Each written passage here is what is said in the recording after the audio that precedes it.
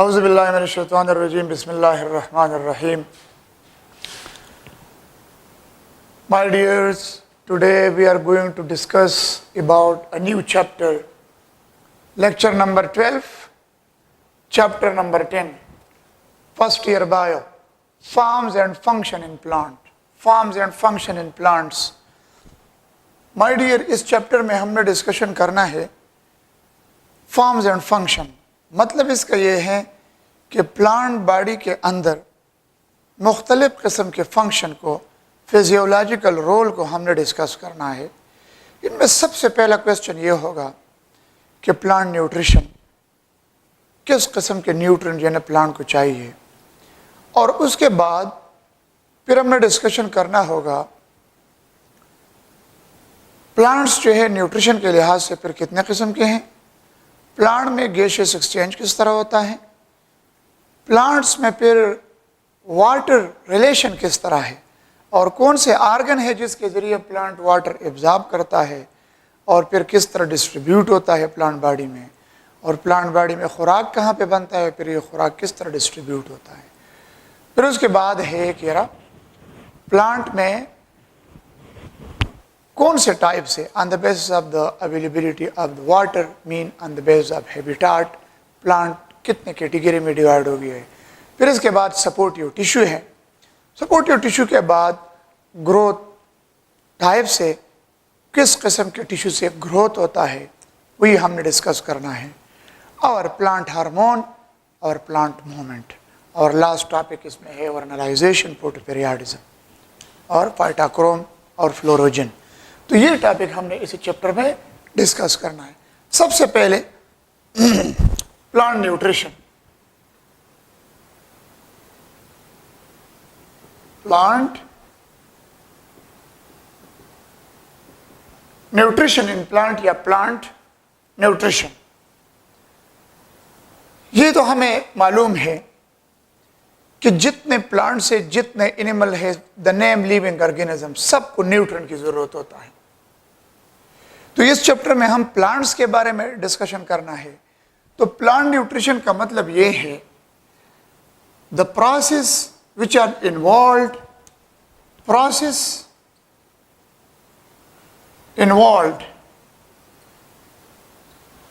In taking in लेना and utilization of nutrient. This is known as what? Nutrition. Yani the process involved in taking in of nutrient and their utilization, that is collectively known as what? कि किस process के जरिए nutrient लिया जाता है और किस प्रोसेस के जरिए ये यूटिलाइज होता है, this is known as what? Nutrition. Nutrition हमें भी है, प्लांट में भी है, अदर एनिमल में भी होता है। तो ये प्लांट न्यूट्रिशन हो गया। अब हमने न्यूट्रिएंट का वर्ड इस्तेमाल किया कि न्यूट्रिएंट के लेने और इस्तेमाल होने में जो price involve, that is nutrition. फिर ये न्यूट्रिएंट जो है किसे कहते हैं न्यूट्रिएंट? न्यूट्रिएंट का मतलब यह है any substance which is essential for the growth and development of plant body is known as what? हर वो सब्सटेंस जो प्लांट के ग्रोथ और डेवलपमेंट के लिए जरूरी होता है, this is known as what? Nutrient. फिर ये न्यूट्रिएंट हम कैटेगराइज करते हैं into two, macronutrient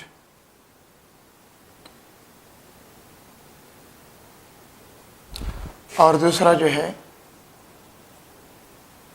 micro nutrient. Macronutrient और माइक्रोन्यूट्रिएंट। मैक्रोन्यूट्रिएंट फर्दर दो किस्म के हैं, प्राइमरी मैक्रोन्यूट्रिएंट और सेकेंडरी मैक्रोन्यूट्रिएंट। एम इनका मतलब है मैक्रोन्यूट्रिएंट। प्राइमरी न्यूट्रिएंट का एग्जांपल है एनपीके, नाइट्रोजन, फास्फोरस, पोटेशियम, और सेकेंडरी मैक्रोन्यूट्रिएंट का एग्जांपल है सीएमजीज। मैं वैसे इसको सीएमजी किसका होता है, लेकिन वो कैसे कोई आप लोग ये ना समझे कोई सीएनजी मेनजी नहीं है। C A, calcium, magnesium and sulphur, CMGS, calcium, magnesium and sulphur. अब आप लोग याद रखते हैं प्राइमरी मैक्रोन्यूट्रिएंट वो है जो प्लांट बॉडी को बहुत ज़्यादा मकदार में इसकी ज़रूरत होता है, that is known as what? यानी हर एक प्लांट की ये डिमांड होता है। और सॉइल में ये प्राइमरी मैक्रोन्यूट्रिएंट का यूजुअली कंसंट्रेशन कम होता है, क्योंकि ये हर प्लांट डिमांड होते हैं और सॉइल से इसको एब्जॉर्ब करता है। So from this season it is less in the soil usually. और सेकेंडरी मैक्रोन्यूट्रिएंट जो होता है, फिर प्राइमरी मैक्रोन्यूट्रिएंट की अगर कमी होता है तो फसलों को ये ज़मींदार हज़रात अपने मतलब आर्टिफिशियल फर्टिलाइज़र इस्तेमाल करते हैं कि ये ज़रा अच्छी तरह ग्रो कर ले।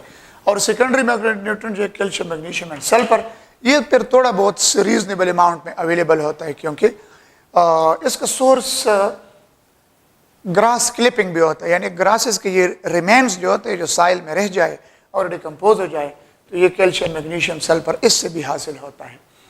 और micronutrient are those nutrients which are required to the plant body in lesser amount. They are known as what? Micronutrient. Micronutrient जिस तरह फॉर एग्जाम्पल कापर है, बोरान है, आयरन है, सो मैनी अदर, मालिब्डिनम है वगैरह। तो मतलब क्लोरीन वगैरह भी इसमें आते हैं, क्लोरीन वगैरह। तो आप लोग ये न समझे कि मतलब कापर, आयरन और बोरान और क्लोरीन और ये सारे चीज़ें ये तो माइक्रोन्यूट्रिएंट है, तो अगर ये प्लांट बॉडी में मतलब इसकी कमी आ जाए तो कोई फ़र्क नहीं होता। नो, अगर माइक्रोन्यूट्रिएंट है या मैक्रो है, और मैक्रो में अगर सेकेंडरी है या प्राइमरी है, हर एक न्यूट्रिएंट का प्लांट बॉडी में अपना अपना रोल होता है। और अगर वही न्यूट्रिएंट प्लांट बॉडी में डिफिशियंसी आ जाए, it will cause deficiency symptoms inside the plant body, due to which plant body become weak और stunted growth होता है, वीक हो जाते हैं, और जिसकी वजह से प्लांट बॉडी खराब हो जाता है। आप लोगों के बुक में आप लोगों को एक असाइनमेंट है कि एक चार्ट दिया है, मैक्रोन्यूट्रिएंट ऊपर लिखा है, फिर लिखा है name of the nutrient, use in the palm, जिस पाम में इस्तेमाल होता है, और पर्पस, किस मकसद के लिए, प्लांट बॉडी में किस मकसद के लिए ये इस्तेमाल होता है। तो ये पूरा चार्ट आप लोगों ने याद करना होगा कि सपोज नाइट्रोजन जो है, नाइट्रोजन एनपीके जिसे कहते हैं, इसका प्लांट बॉडी में क्या रोल है, पोटेशियम का क्या रोल है, सल्फर का क्या रोल है, ईच एंड एवरी न्यूट्रिएंट आप लोगों ने रीड करना है कि इसका प्लांट बॉडी में क्या रोल होता है। फिर इसके बाद हम आते हैं न्यूट्रिशन के लिहाज से plant types, on basis of nutrition, on basis of nutrition. तो अगर आप लोग इसको देखते हैं, आप लोग कहेंगे कि सर इसमें टाइप्स की क्या जरूरत है, न्यूट्रिशन के लिहाज से तो प्लांट एक ही कैटेगरी का है। और वह लोग आप लोग कहेंगे कि न्यूट्रिशन के लिहाज से तो प्लांट एक ही कैटेगरी के, ये है कि बस सारे ऑटोट्रॉपिक है, लेकिन ये शायद आप लोगों ने नहीं सुना। ठीक है, usually all plants are autotrophic, लेकिन इसमें एक्सेप्शनल केसेस है। जिस तरह फॉर एग्जाम्पल मैं वैसे कैटेगराइजेशन करता हूँ इसमें कि इतना जरूरी नहीं है, लेकिन 3 टाइप से, एक को आप लोग कह सकते हैं ऑटोट्रॉपिक, ऑटोट्रॉपिक। तो ऑटोट्रॉपिक तो ठीक है, ये तो बस ग्रीन प्लांट्स है, दे आर फोटोसिंथेटिक। दूसरा जो है हेट्रोट्रॉपिक है, हेट्रोट्रॉपिक। और तीसरा जो है इंसेक्टिवोरस, इंसेक्टिवोरस या स्पेशल मोड ऑफ न्यूट्रिशन। अब ये ऑटोट्रॉपिक तो ग्रीन प्लांट है, majority plants are green, autotrophic prepare their food by the process of photosynthesis. Heterotrophic plant वो प्लांट होते हैं जो खुराक तैयार नहीं कर सकते। ये फर्दर 2 कैटेगरी के हैं, पैरासिटिक, सेप्रोपेटिक। अब देख ले प्लांट में भी पैरासिटिक सेप्रोपेटिक है, ये प्रीवियस कोर्स में था। ये 2 चीजें आप लोग वैसे एक एक्स्ट्रा पॉइंट है, अपने ऊपर बोझ न लेना, ये दोनों एक्स्ट्रा पॉइंट है, पैरासिटिक और सेप्रोपेटिक। पैरासिटिक फर्दर 2 किस्म के हैं, पार्शियल और टोटल। पार्शियल का एग्जांपल मैं दे रहा हूं मेसल-2, और टोटल का एग्जांपल है कस्क्यूटा। मिसल्टू ऐसा प्लांट है कि ये ग्रीन होता है, छोटा सा प्लांट होता है, और दूसरे प्लांट अक्सर ये अखरोट और वालनट नहीं, वालनट, अखरोट और जैतून के दरख्त के ऊपर, consider my hand is a tree branch, और ये मारकर कंसिडर कर ले मिसल्टू। ये मिसल्टू ग्रीन है, अपना खुराक खुद तैयार करता है। चूंकि इसका कनेक्शन साइल के साथ नहीं है, ये अपना वाटर और मिनरल लेता है इसी ब्रांच से, तो वाटर और मिनरल के लिहाज से इसी प्लांट पे डिपेंड करते हैं, बाकी ये खुद गैसेस एक्सचेंज करते हैं और इसके लीव्स में खुराक तैयार होते हैं, सनलाइट फिक्सेशन हो सकते हैं क्योंकि ये ग्रीन होता है। तो ये मिसल्टू पार्शियल पैरासाइट होता है। एक होता है कस्क्यूटा। कस्क्यूटा इस तरह थ्रेड लाइक होता है, जैसे तारुन होते जड़, अगर आप लोगों ने देखा है ये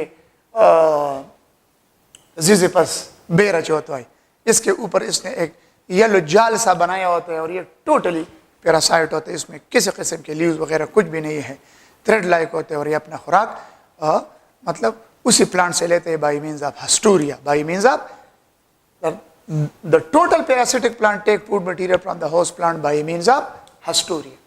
और सेप्रोफिटिक भी इसी तरह दो किस्म का है, जो अपना खुराक डेड ऑर्गेनिक मैटर से लेता है, तो ये फर्दर दो कैटेगरीज में हम डिवाइड करते हैं, ये भी मतलब टोटल सेप्रोफाइट और टोटल और पार्शियल। टोटल का एग्जाम्पल है मोनोट्रोपा और न्यूट्रिया। मोनोट्रोपा, न्यूट्रिया, ये दोनों जो है थिक शेडी फॉरेस्ट में होते हैं, ऑर्गेनिक मैटर के ऊपर ग्रो करता है। और पार्शियल का एग्जाम्पल है स्पाइरेंथिस। पार्शियल का एग्जाम्पल क्या है? स्पाइरेंथिस, यानी ये डेड ऑर्गेनिक मैटर से भी खुराक लेते हैं और खुद भी खुराक तैयार कर सकते हैं।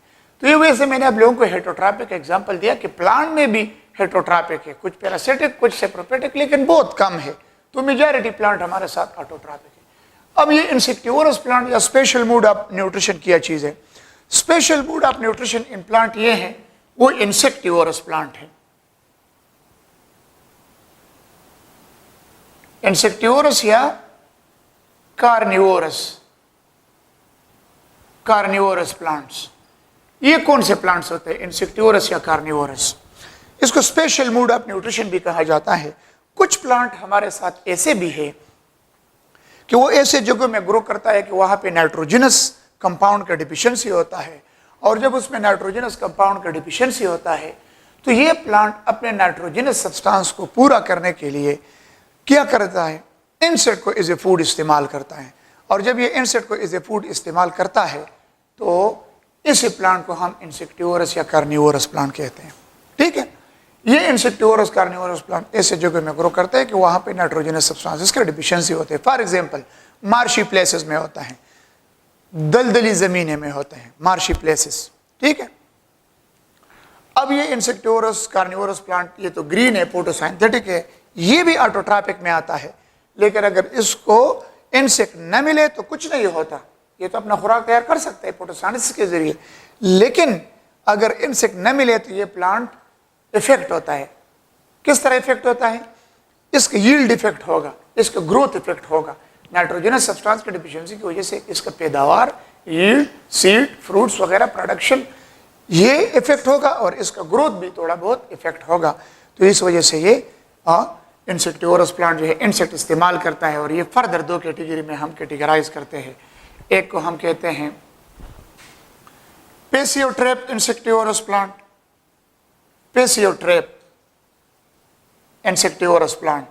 पैसिव ट्रैप की पैसिवली इंसेक्ट को लेता है। और एक होता है active trap, active trap insectivorous plant. Passive trap का एग्जांपल मैं दे रहा हूं, पिचर प्लांट।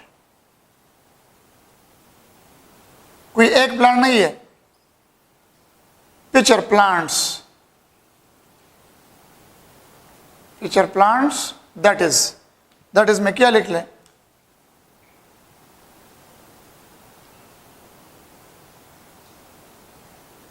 नेपेंथिस, डार्लिंगटोनिया,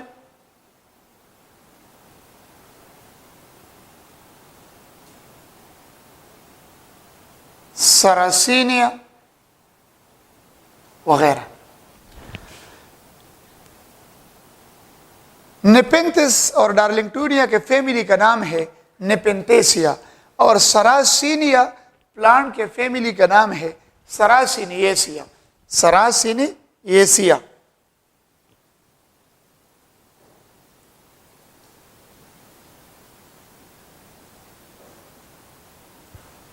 नहीं, ये दोनों जो है, ये दोनों बिलोंग करता है सरासिनिएसिया। सरासिनिएसिया। Sarracinaceae is the name of the family to which Darlingtonia and Sarracenia belong. और नेपेंथिस जो है ये ऐसा पिक्चर प्लांट है कि इसके फैमिली का नाम है नेपेंथेसिया। और इस तरह एक्टिव ट्रैप का एग्जाम्पल है संड्यू, ड्रासिरा इंटरमीडिया, संड्यू। और दूसरा है बटरवर्ट। बटरवर्ट तो मतलब संड्यू का बोटानिकल नाम है ड्रासिरा इंटरमीडिया। ड्रासिरा इंटरमीडिया। बटरवर्ट्स का नाम है पिंगिक्यूला। पिंगिक्यूला। अब ये पैसिवली इंसेक्ट को लेता है, यानी एक्टिवली इन्वॉल्व नहीं है, पैसिवली। और ये एक्टिवली इसके लीव्स के ऊपर ऐसे स्टिकी सब्सटेंस रिलीज होता है कि जब उसी लीव्स के साथ कोई इंसेक्ट हवा में उड़ते हुए और इसी लीव के साथ टच हो जाए तो वो स्टक हो जाते हैं लीव सरफेस के साथ। तो जब स्टक हो गया तो लीव सरफेस के ऊपर जो है ना प्रोटीन डाइजेस्टिंग एंजाइम रिलीज होता है और वो इसको डाइजेस्ट करता है। डाइजेस्टेड इंसेक्ट पार्ट जो है वो डाइजेस्टेड फूड है, उसमें नाइट्रोजनस सब्सटेंस है, वो प्लांट बॉडी के सारे सेल्स को डिफ्यूजन के जरिए सारे बॉडी सेल्स को फिर फ्लोएम के जरिए डिस्ट्रीब्यूट होता है और इस तरह ये पैसिवली इंसेक्ट को लेता है। अब इसमें ये चीज़ याद रख ले कि जो संड्यू है, संड्यू जो है ड्रासिरा इंटरमीडिया ड्रासिरेसी के साथ बिलोंग करता है। ये कौन से sundew, botanical name Drosera intermedia, it belong to Droseraceae. और बटरवर्ट जो है it belong to the name of the family Lentibulariaceae. Lentibulariaceae, Lentibulariaceae. और दूसरा Droseraceae. Droseraceae is the name of the family और Lentibulariaceae is also is the name of the family. Okay जी। बाकी example आप लोगों ने याद रखना है। ये पिक्चर प्लांट जो है ये पिक्चर लाइक होता है, इसका कुछ यूं होता है।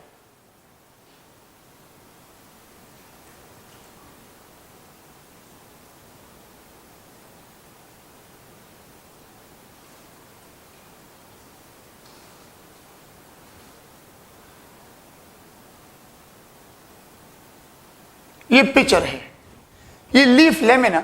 The leaf lamina of the picture plant is just like picture. ये लीफ का लेमिना है, expanded portion of the leaf is known as but leaf lamina. ये बिल्कुल इस तरह होता है जिस तरह पिक्चर होता है और ये इसके ऊपर लिड होता है, इसके ये किनारे और ये लिड बहुत खूबसूरत होता है। यहाँ पे नेक्टर बनता है, रिलीज होता है हनी लाइक जूसेस।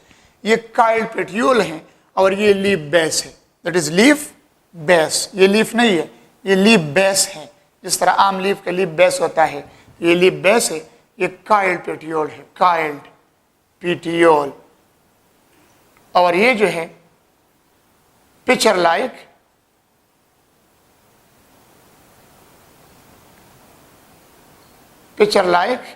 लेमिना और ये लिड है। What is this? Lid of the picture. जब कोई इंसेक्ट आता है ये बहुत ये जगह खूबसूरत होते हैं, दे अट्रैक्ट, इधर बैठ जाता है और इस पर डाउनवर्ड सिलिया होता है इसी तरह। तो जब इंसेक्ट बैठ जाते हैं और इसको हनी लाइक जूस नेक्टर मिलता है तो ये इंसेक्ट ड्रॉप डाउन नीचे गिर जाता है। जब गिर जाते हैं the lid is sensitive, lid इसके पीछे बंद हो जाता है। फिर ये इंसेक्ट वापस जाने की कोशिश करता है लेकिन ये डाउनवर्ड सिलिया इसको नहीं छोड़ता। फिर प्रोटीन डाइजेस्टिंग एंजाइम रिलीज होता है और वो इंसेक्ट यहाँ पे डाइजेस्ट होता है। छोटे छोटे हशरात, ये कोई हिमालय के पहाड़ों में होते हैं लेकिन इतने कॉमन नहीं होते। तो ये एज ए इंसेक्ट को एज ए फूड इस्तेमाल कर गया, वो इंसेक्ट का डाइजेस्टेड फूड इसका बॉडी पार्ट्स बन जाता है। ठीक है जी, that is all about the insectivorous plant. Now we come to the gaseous exchange in the plant body. Next topic इसी चैप्टर में है गैसियस एक्सचेंज। गैसियस एक्सचेंज किस तरह होता है? प्लांट बॉडी में कार्बन डाइऑक्साइड यूज होता है in the process of photosynthesis और ऑक्सीजन इस्तेमाल होता है in the process of respiration. तो प्लांट बॉडी फोटोसिंथेसिस में कार्बन डाइऑक्साइड इस्तेमाल करते हैं और ऑक्सीजन रिलीज करता है। मतलब फोटोसिंथेटिक प्रोसेस में ऑक्सीजन प्रोड्यूस होता है। तो अगर फोटोसिंथेटिक प्रोसेस बहुत ज़्यादा होता है, बहुत ज़्यादा, तो ऑक्सीजन बहुत ज़्यादा प्रोड्यूस होगा। कुछ ऑक्सीजन प्लांट बॉडी खुद भी इस्तेमाल करता है, क्योंकि उसके इस्तेमाल से ज़्यादा होता है ऑक्सीजन, तो वो ज़्यादा ऑक्सीजन स्टोमेटा के ज़रिए बाहर इखराज करता है। तो प्लांट बॉडी कार्बन डाइऑक्साइड लेता है और ऑक्सीजन रिलीज करता है, लेकिन इसके लिए जो स्ट्रक्चर है उसका नाम क्या है? Stomata. Gaseous exchange occur by microscopic pores which is known as what? Stomata. Stomata किसे कहते हैं? A pore surrounded by two guard cell. These are the guard cell. ये चौकीदार सेल हैं, guard cell जिसे कहते हैं। This is the second guard cell. और सेंटर में ये पोर है, ये सुराख है, पोर। तो आप लोग स्टोमेटा को किस तरह कह सकते हैं? अगर एमसीक्यूज में आ गया, a pore surrounded by two guard cell is known as what? Stomata. या a pore surrounded by two dumbbell shape or kidney shape cell. इस तरह अगर क्वेश्चन आ गया, a pore surrounded by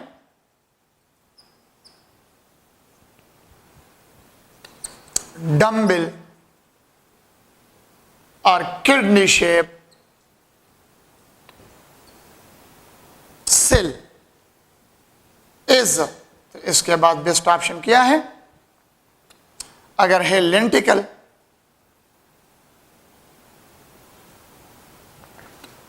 अगर ये है क्यूटिकल, अगर ये है स्टोमेटा, और अगर ये है आल, तो आप लोग आल नहीं कर सकते। इसका बेस्ट ऑप्शन क्या?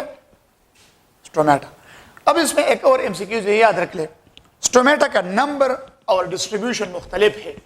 कुछ प्लांट्स में स्टोमेटा बोथ अपर और लोअर एपिडर्मिस में होता है, उसको आइसोबाइलेटरल कहते हैं। और कुछ प्लांट में या लोअर में होगा या अपर एपिडर्मिस में होगा, इसको डार्सोवेंट्रल कहते हैं, डार्सोवेंट्रल कहते हैं। तो इसके नंबर और डिस्ट्रीब्यूशन मुख्तलिफ होते हैं। कुछ प्लांट में नंबर ऑफ स्टोमेटा बहुत ज़्यादा होता है, कुछ प्लांट में स्टोमेटा बहुत कम होता है। और जिस प्लांट में पानी का डिमांड ज़्यादा हो, जिस तरह राइस प्लांट को देख ले, मेस को देखे, शुगर केन को देखे, स्टोमेटा भी ज़्यादा है और पानी भी ज़्यादा लेता है, तो उससे इखराज भी ज़्यादा होता है। फिर अगर आप लोग किसी राइस फील्ड के अंदर दाखिल हो जाए दोपहर के टाइम, और उससे इतना ट्रांसपायरेशन होता है, एक्स्ट्रा पानी इससे खारिज होता है और उसमें एक्स्ट्रा हीट भी खारिज होता है कि उधर हबस होता है। अब स्टोमेटा के ये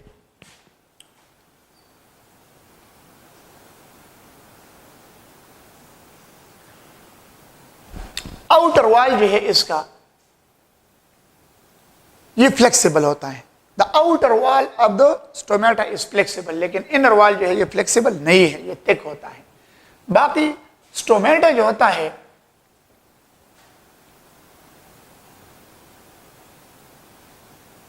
इन angiosperm dicot, stomata is option kidney shape. Kidney or bean shape is the same thing. लेकिन in monocot stomata is dumbbell shape.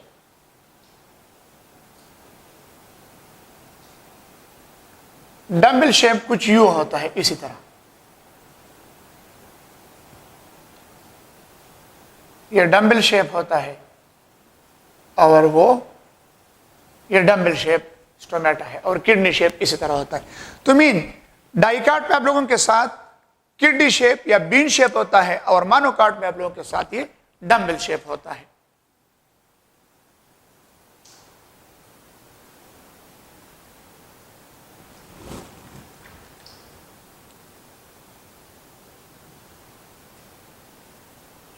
मानोकाट में ये डम्बल शेप, डाइकाट में बीन या किडनी शेप होता है। स्टोमेटा जो है इसके इर्द गिर्द इसी तरह special type of epidermal cells होता है जिसको सब्सिडरी सेल कहते हैं। क्या कहते हैं इसको? Subsidiary cell. इस subsidiary cell kidney shape, guard cell और इसी पोर, इन तीनों का कलेक्टिव नाम है स्टोमेटल अपरेटस। अगर क्वेश्चन आ गया, stomatal apparatus is the combination of subsidiary cell, guard cell and pore. The pore, the guard cell and the subsidiary cell, the pore, the guard cell and the subsidiary cell are collectively known as what?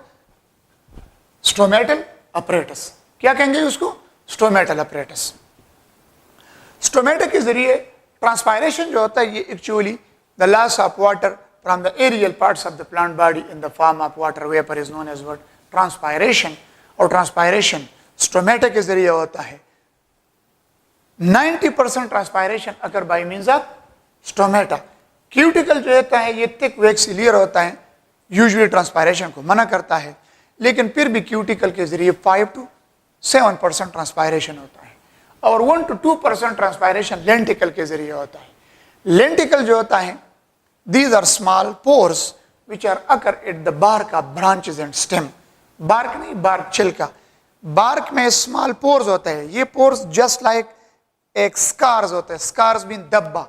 ये एक धब्बा सा होता है जिसके जरिए भी 1 to 2% transpiration होता है, और क्यूटिकल के जरिए 5 to 6 या 5 to 7% ट्रांसपायरेशन है, और स्टोमेटल ट्रांसपायरेशन 90% ट्रांसपायरेशन है। तो इसका मतलब यह है कि सबसे ज्यादा ट्रांसपायरेशन स्टोमेटा के जरिए होता है।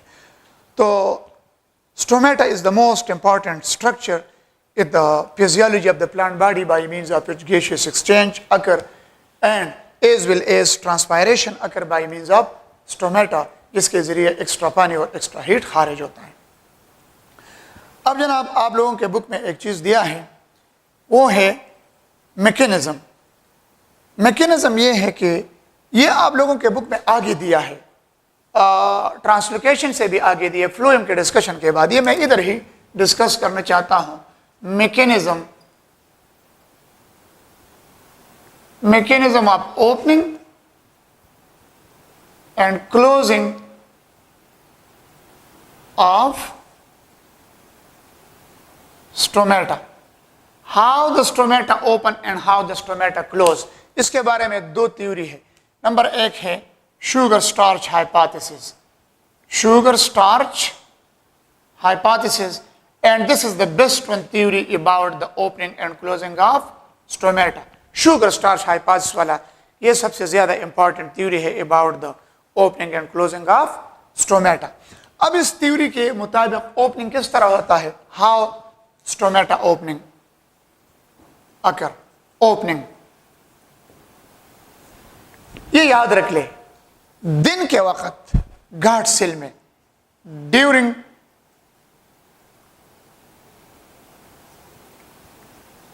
Day time in guard cell, carbon dioxide is used, so pH of guard cell is high। high मतलब alkaline। so the stored starch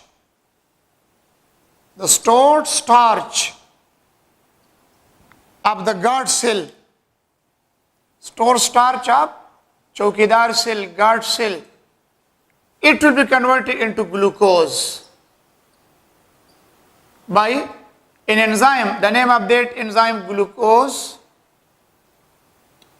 enzyme का नाम है glucose starch phosphorylase, starch phosphorylase. Starch phosphorylase is the enzyme which catalyze this conversion। अब आप लोग देख ले, आप लोगों को एमसीक्यूज में अगर आ गया, during day time the pH of the guard cell is, ये पॉइंट याद रखें, ये हाई है। The pH of the guard cell during day time is high और लो, या अल्कलाइन या एसिडिक। तो आप लोग कहेंगे कि हाई या alkaline, both are the same thing. तो मीन व्हाट हैपेंड, अगर नेक्स्ट क्वेश्चन आ गया, what happened when the pH of the guard cell will high? When the pH of the guard cell will be high, so what happened in the guard cell? The stored starch of the guard cell will be converted into glucose। Another question, The conversion of the stored starch of the guard cell into glucose occur in the presence of dash pH. MCQs है. In the presence of dash pH, high, low, acidic, both alkaline and high. To mean both alkaline या high is the same thing. Question. Another question ये है, during daytime, the conversion of the stored starch of the guard cell into glucose occur in the presence of high pH, which is catalyzed by dash enzyme. Enzyme का नाम है starch phosphorylase. Which one enzyme can catalyze the conversion of stored starch into glucose? That is starch phosphorylase. Is it clear? तो इस किस्म के possible MCQs. जब glucose ज्यादा हो गया तो ऑटोमेटिकली जाहिर बात है माय डियर स्टूडेंट, इधर ग्लूकोज है, ये ग्लूकोज स्टोर स्टार्च से प्रोड्यूस हो गया. स्टोर स्टार्च कहां से आता है? रात जब हो जाता है तो गार्ड सेल में जितने ग्लूकोज है ये कन्वर्ट होता है इनटू स्टार्च. आगे अभी आ रहा है. तो दिन के वक्त फिर ये स्टोर स्टार्च कन्वर्ट होता है इनटू ग्लूकोज में, और गार्ड सेल तो ग्रीन सेल्स होता है, फोटोसिंथेटिक है, ये खुराक खुद भी तैयार करता है, इसमें ग्लूकोज बनता भी है. Osmotic potential of the guard cell will become high, या diffusion pressure deficit will become high. अब ये ज्यादा पानी लेगा. डिफ्यूजन प्रेशर डिफिसिट, बाहर से सराउंडिंग सेल से पानी लेगा. पानी क्यों लेगा? पानी इस वजह से लेगा कि इसी गार्ड सेल का कंसंट्रेशन, सल्यूट का कंसंट्रेशन ज्यादा है. When the solute concentration of the guard cell will become high, so automatically जब इसका solute concentration high है, water ज्यादा लेगा तो it will become bilge up, swell up.